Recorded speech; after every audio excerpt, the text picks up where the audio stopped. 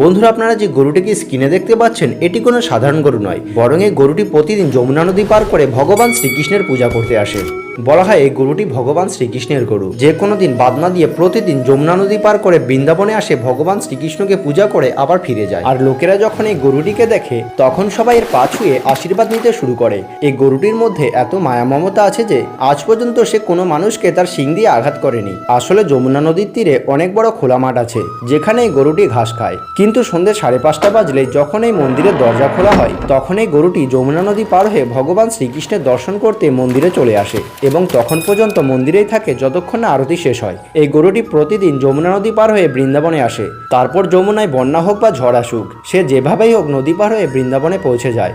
বলা হয় এই গরুটিকে আজ পর্যন্ত সবসময় একা দেখা গেছে এবং এর কোনো মালিকের খোঁজ পাওয়া যায়নি, কারণ বিশ্বাস করা হয় এর উপরে স্বয়ং ভগবান শ্রীকৃষ্ণের হাত রয়েছে। তো বন্ধুরা, কমেন্টে গোমাতা অবশ্যই লিখবেন।